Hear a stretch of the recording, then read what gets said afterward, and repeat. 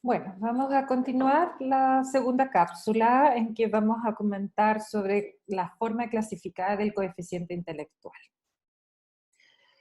En general, la forma de clasificarse divide según los niveles, ¿verdad?, más altos o más bajos.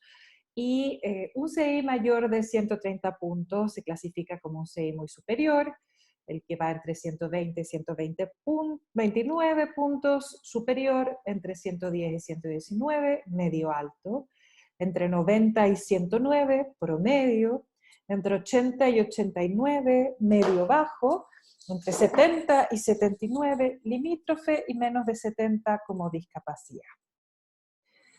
Ahora vamos a, después que entendimos cómo se clasifica el coeficiente intelectual, vamos a hablar de las clasificaciones de discapacidad intelectual.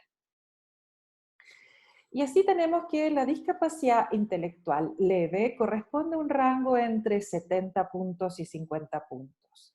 La moderada entre 50 y 35, la grave entre 35 y 20 y la profunda es menor de 20. También hay una clasificación de discapacidad intelectual llamada de gravedad no especificada, en la que está complicada la posibilidad de ser evaluado y se presume, ¿verdad?, que existe una discapacidad intelectual. Esto puede verse en algunos niños con compromiso severo de parálisis cerebral, en que la verdad es que funcionan a un nivel muy precario en términos de las capacidades de autonomía y de movilización, ¿no?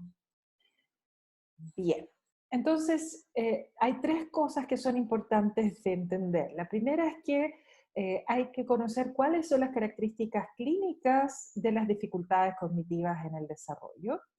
Y ahí es donde tenemos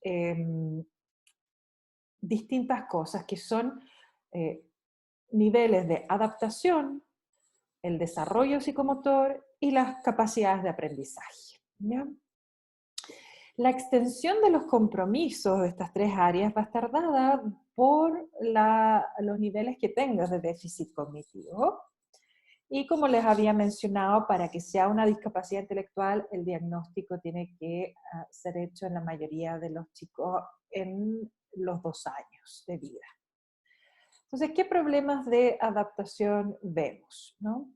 Vemos problemas como comportamiento inadecuado, problemas sociales de comprensión de las reglas y de las formas en que uno tiene que funcionar a nivel interpersonal, fallas en la autonomía, dificultades en el control de impulsos.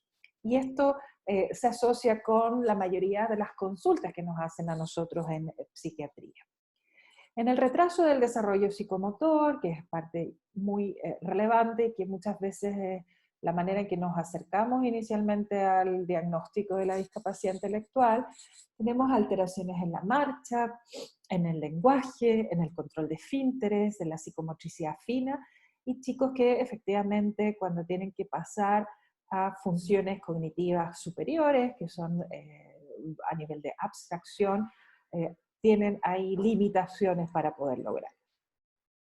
Los aprendizajes de los niños suelen ser más tardíos, más lentos y más dificultosos, lo que se traduce en historias de chicos que han tenido repeticiones, algunos pueden tener una o más repeticiones en los años escolares, y ese sería un grupo muy importante de ser detectado.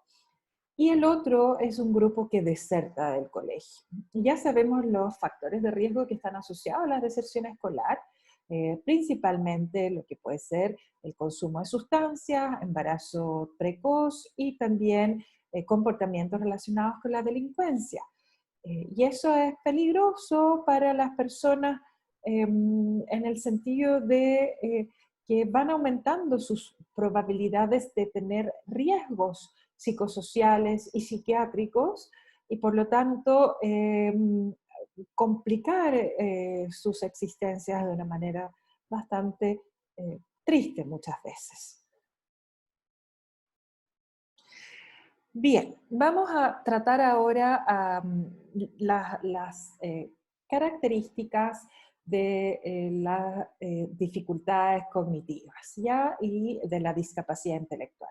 Vamos a comenzar con la inteligencia limítrofe, que corresponde a que el puntaje entre 70 y 79 puntos corresponde en general a un 6 a un 7% de la población, lo que no es menor. ¿Se acuerdan que estábamos viendo en la prevalencia de discapacidad, que era de 3 a 4%? Si sumamos este 6 a 7%, ya podemos llegar hasta un 10% de personas que crecen y se desarrollan con menores competencias cognitivas. Respecto a la inteligencia limítrofe, el origen es desconocido y el peso de las variables socioeconómicas y psicosociales es relevante. Y eso para mí es muy importante que les quede como presente, porque desafortunadamente tiene que ver con los niveles de inequidad y de desigualdad social, ¿ya? Entonces, hay hay investigaciones, hay estudios que han demostrado cómo pertenecer a los quintiles más pobres se asocia, sobre todo en el primer y el segundo quintil, se asocia con niveles de rezago de desarrollo y con niveles de menores logros cognitivos en comparación a las personas que nacen en los quintiles superiores desde el punto de vista económico. Entonces, esto es inequidad desde la cuna, como se ha mencionado muchas veces. El diagnóstico de la inteligencia limítrofe puede ser hecho más bien a edades más tardías, lo que es complejo porque ha pasado mucho tiempo en que podrían haberse mejorado ciertas capacidades de los chicos.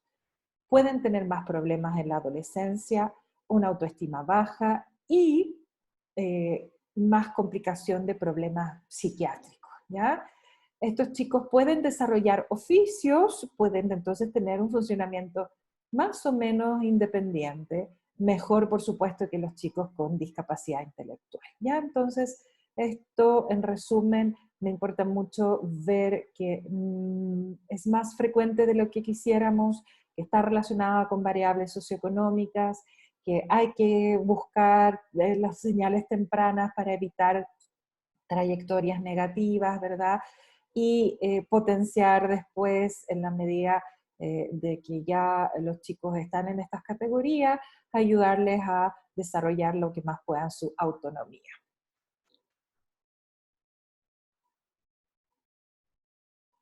Bien, vamos a parar acá nuevamente.